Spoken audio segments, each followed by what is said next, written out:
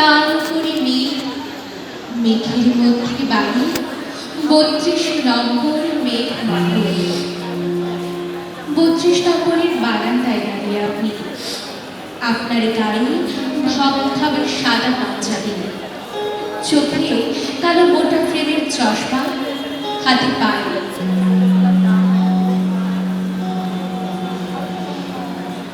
হৃদয় সিংহাসনে তুমি রয়েছ সমাসীন, মুজিব তোমায় ভুলি নাই মোরা, ভুলব না কোনোদিন। হৃদয় সিংহাসনে তুমি, হৃদয় সিংহাসনে তুমি রয়েছ সমাসীন, মুজিব তোমায় ভুলি নাই মোরা, ভুলব না কোনোদিন। মুজিব তোমায় ভুলি নাই মোরা,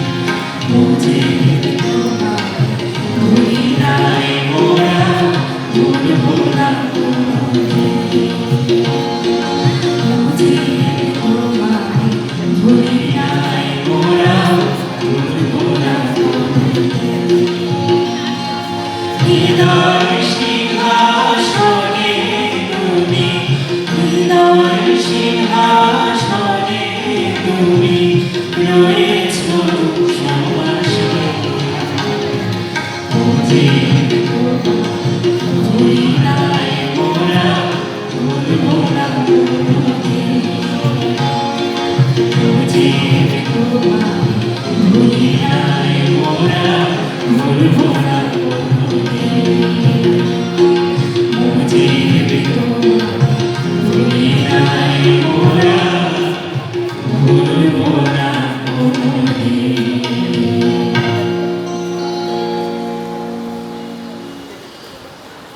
ছাদের মিনারে সানশেডে উঠছে কবুতরগুলো, উঠানে সাইকেল রিক্সা চালাচ্ছে লাল সোয়েটার পরা নাসির, পানির ডিব্বা নিয়ে ডাইনিং টেবিলের পাশের গোল টেবিলটাতে সুপারি কাটায় ব্যস্ত আমরা তিনি। জামাল মুক্তিযুদ্ধের ট্রেনিংয়ের সময় পাওয়া ক্যাপটা পরে আয়নায় তাকাচ্ছেন। ছাদের ঘরে বেহালা বাজাচ্ছেন কান।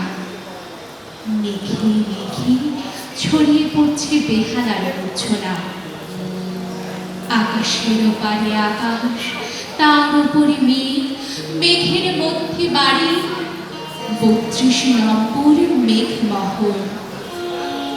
সেখানে দোতলার ঝুল বারান্দায় দাঁড়িয়ে পুরো লেন্সের ভেতর থেকে পূর্ণ চোখে তাকিয়ে আপনি দেখছেন। যেমন করে দেখেছিলেন ৭১-এর মার্চে ওড়ানো সবুজের মধ্যে লাল সূর্য আর হলুদ মানচিত্র খচিত পতাকা। যেমন করে তাকিয়ে দেখেছিলেন ৭০-এ ৭১-এ রোজ আপনার নির্দেশের অপেক্ষায় ৩২ নম্বর থেকে বঙ্গোপসাগর পর্যন্ত দাঁড়িয়ে থাকা স্বাধীনতা পাগল মানুষগুলোকে। যেমন করে ৭ই মার্চের মঞ্চে দাঁড়িয়ে লক্ষ কোটি চোখে দেখতে পেয়েছিলেন একটা জাতির যত্নের ফুলফোঁটা। একটি কবিতা লেখা হবে, তার জন্য অপেক্ষার উত্তেজনা নিয়ে লক্ষ লক্ষ উন্মত্ত অধীর ব্যাকুল বিদ্রোহী শ্রোতা বসে আছে। ভোর থেকে জনসমুদ্রের উদ্যান সৈকতে কখন আসবে কবি? এই শিশু পার্ক সেদিন ছিল না, এই বৃক্ষে ফুলে শোভিত উদ্যান সেদিন ছিল না, এই তন্দ্রাচ্ছন্ন বিবর্ণ বিকেল সেদিন ছিল না।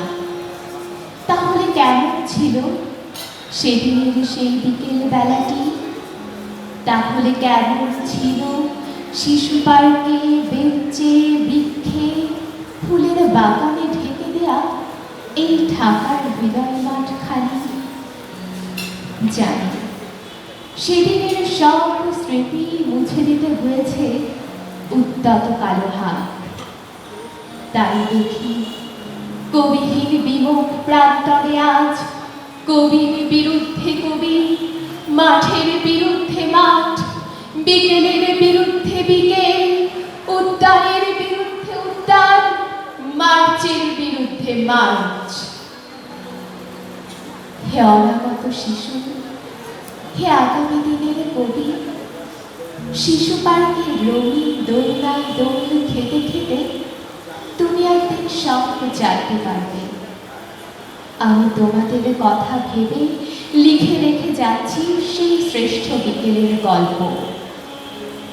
সেদিন এই উদ্যানের রূপ ছিল ভিন্নতর। না পার্ক, না ফুলের বাগান, এসবের কিছুই সেদিন ছিল না। শুধু একখণ্ড অখণ্ড আকাশ যেরকম, সেরকম দিগন্ত প্লাবিত ধুধু মাঠ ছিল দুর্বাদলে ঢাকা, সবুজে সবুজময়। আমাদের স্বাধীনতা প্রিয় প্রাণের সূর্য এসে মিশেছিল এই ধুধু মাঠের সবুজে। কপালে কবজিতে লাল শালু বেঁধে মাঠে ছুটে এসেছিল কারখানা থেকে লোহার শ্রমিক। লাঙল জোয়াল কাঁধে এসেছিল ঝাঁক বেঁধে উলঙ্গ কৃষক। হাতের মুঠোয় মৃত্যু, চোখে স্বপ্ন নিয়ে এসেছিল মধ্যবিত্ত, নিম্ন মধ্যবিত্ত, করুণ, কেরানি, নারী, বৃদ্ধ, ভবঘুরে। আর তোমাদের মতো শিশু পাতা কোদানিরা দমক বেঁধে। একটি কবিতা পড়া হবে, তার জন্য কি ব্যাকুল প্রতীক্ষা মানুষের। কখন আসবে কবি, কখন আসবে কবি?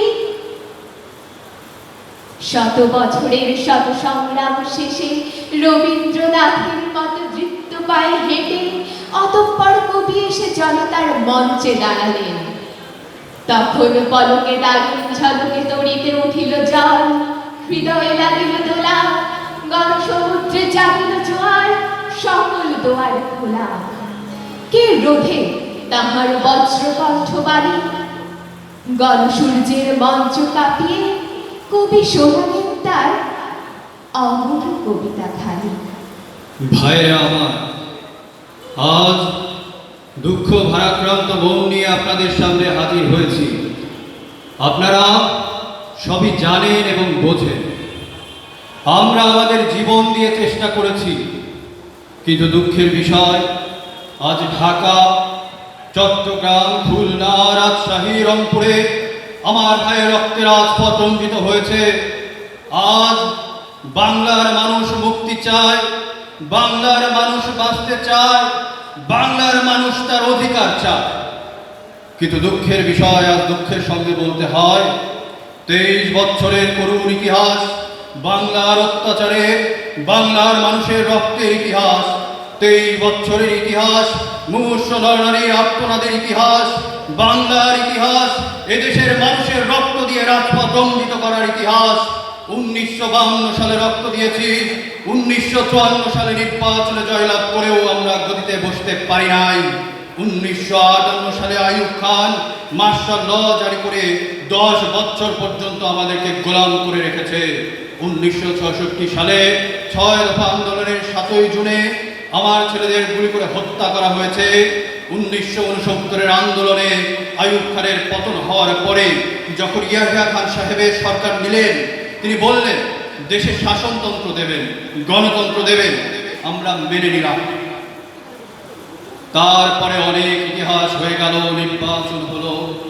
আমি প্রেসিডেন্ট ইয়াহিয়া খান সাহেবের সঙ্গে দেখা করেছি। আমি শুধু বাংলার নয়, পাকিস্তানের মেজরিটি পার্টির নেতা হিসেবে তাকে অনুরোধ করলাম 15 ফেব্রুয়ারি তারিখে আপনি জাতীয় পরিষদে অধিবেশন দেন।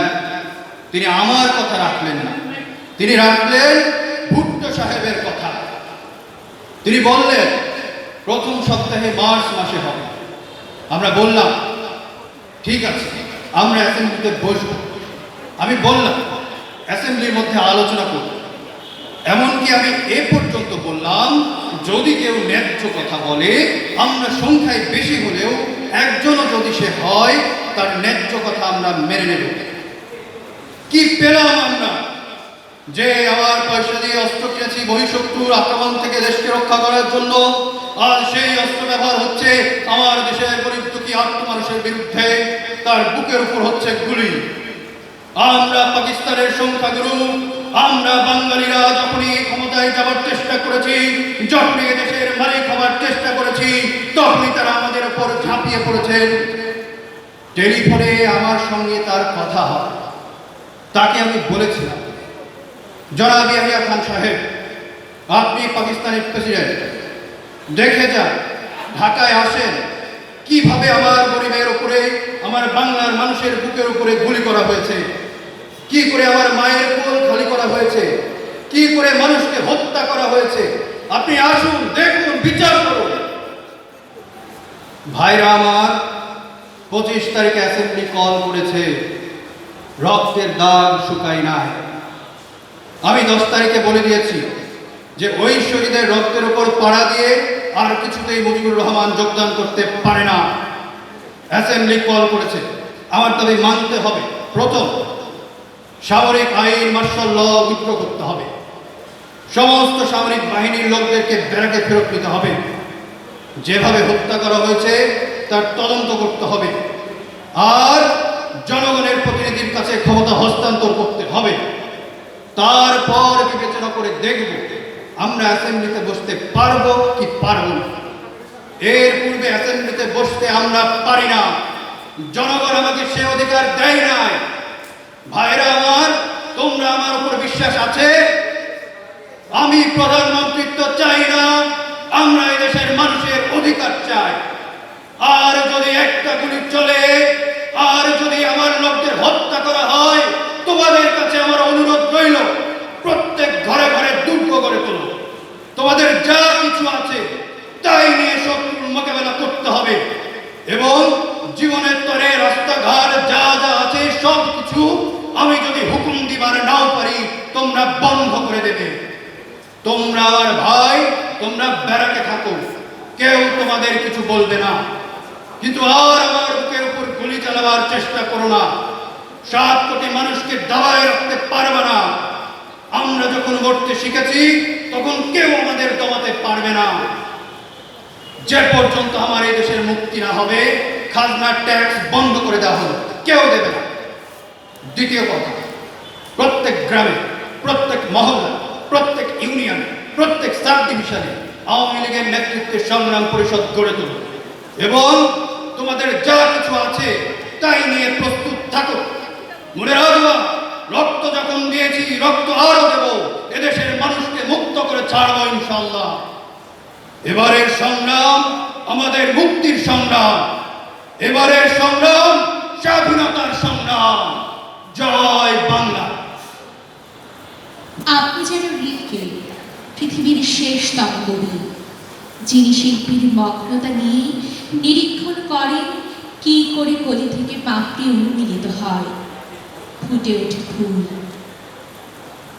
আকাশের ওপারে আকাশ, মেঘমহলের 32 নম্বরের বারান্দায় দাঁড়িয়ে আপনি তাকিয়ে আছেন। বারবার দেখেও আপনার দেখার আশ মিটছে না। শিল্পী যেমন ছবি আঁকা শেষ করে ক্যানভাস থেকে দূরে গিয়ে পুরোটা ছবি বারবার করে দেখেন, লেখা সম্পন্ন হয়ে যাওয়ার পরও রবীন্দ্রনাথ যেমন বারবার পড়তেন তাঁর কবিতা, আর পাণ্ডুলিপিটাকে বানিয়ে ফেলতেন একটা আস্ত শিল্পকর্ম। ওরে জাতির পিতা বঙ্গবন্ধু শেখ মুজিবুর রহমান,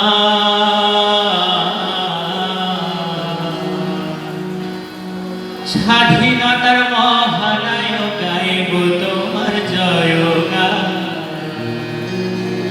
জাতির পিতা বঙ্গবন্ধু, জাতির পিতা বঙ্গবন্ধু শেখ মুজিবুর রহমান, স্বাধীনতার মহানায়ক গাইব তোমার জয়গান।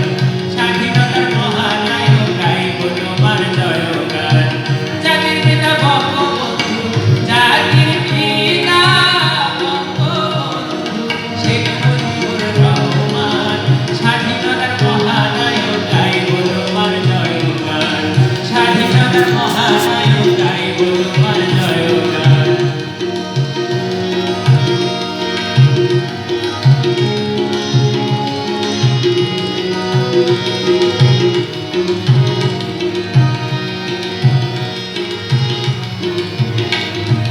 ধন্য তোমার জন্মভূমি, ধন্য গোপালগঞ্জবাসী, ধন্য হলাম আমরা সবাই হয়েছি বাংলাদেশি। তুমি দেশকে বড় ভালোবাসি, দেশকে বড় ভালোবাসি, জীবনটাকে করলে দান। স্বাধীনতার মহানায়ক গাইব তোমার জয়গান। স্বাধীনতার মহানায়ক গাইব তোমার জয়গান।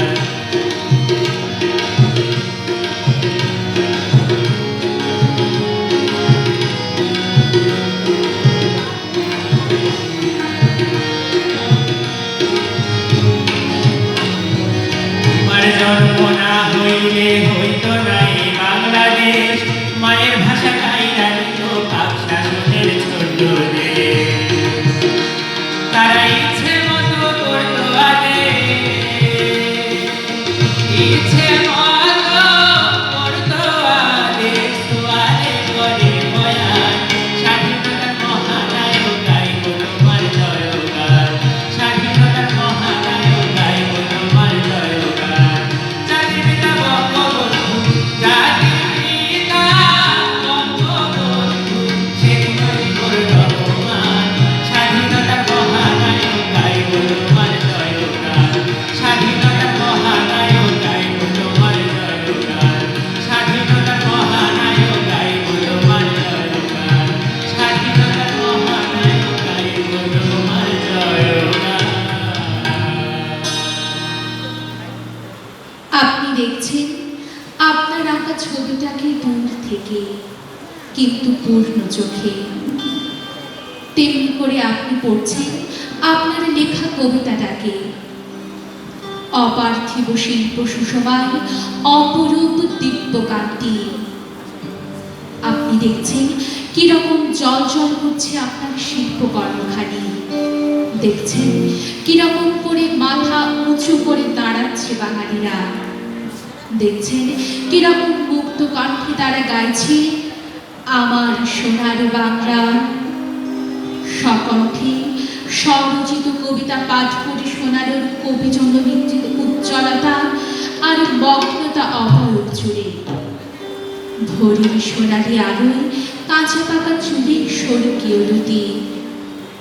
রবীন্দ্রনাথ, কাজী নজরুল আর জীবনানন্দ দাশের পাশে দাঁড়িয়ে আপনি বলছেন, ওই দেখুন, ওই যে আমার কবিতা। কবিগুরু, ওই যে আপনার সোনার বাংলা।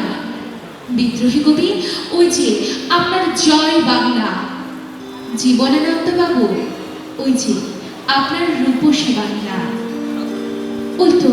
ওই তো আমার কবিতা, আমার কবিতার নাম বাংলাদেশ। ওই তো আমার কবিতা, আমার কবিতার নাম বাংলাদেশ। ওই তো আমার কবিতা, আমার কবিতার নাম বাংলাদেশ।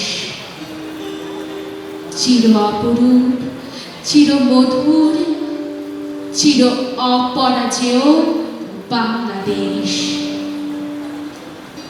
আপনি চশমা খুলে হাতে নিলেন, আপনার উজ্জ্বল চোখ দুটি থেকে গড়িয়ে পড়ল দু ফোঁটা অশ্রু।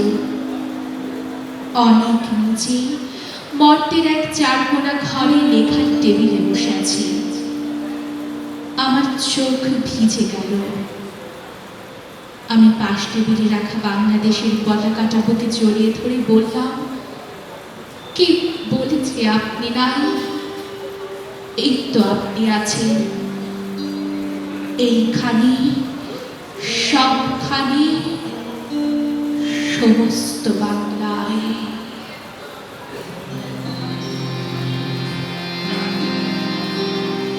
যদি রাত পোহালে শোনা যেত বঙ্গবন্ধু মরে না।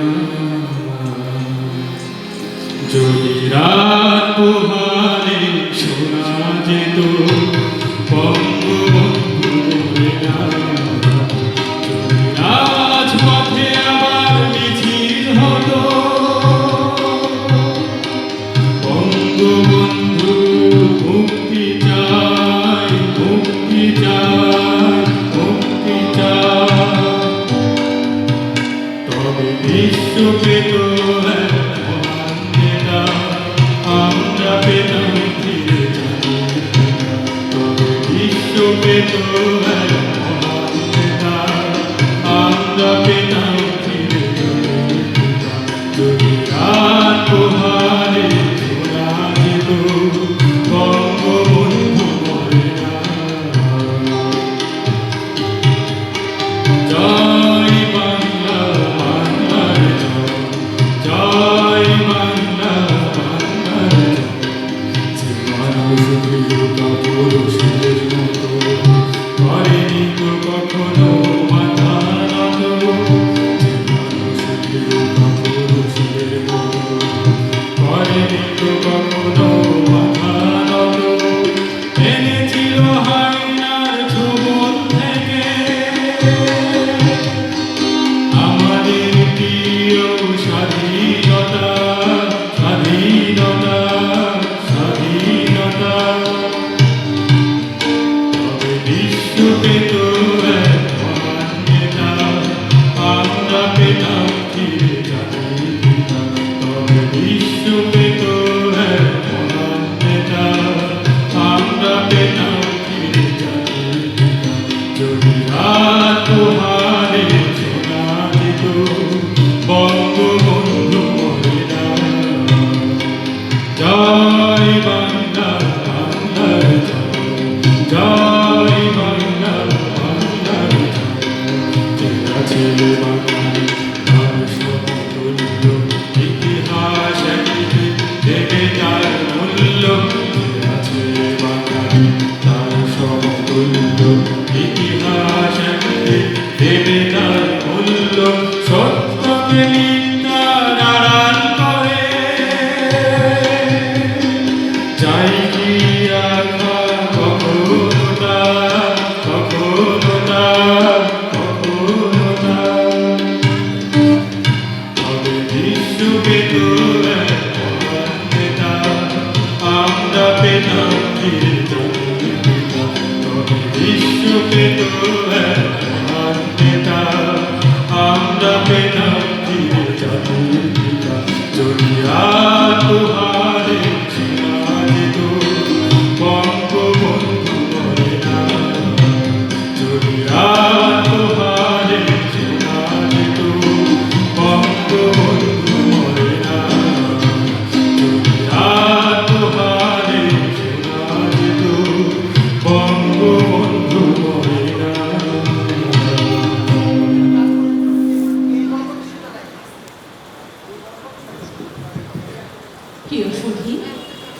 ঐতিহাসিক 7 মার্চ দিবস 2021 উপলক্ষে রাজশাহী কলেজ কর্তৃক আয়োজিত আজকের এই অনুষ্ঠানে এখানে শেষ হলো।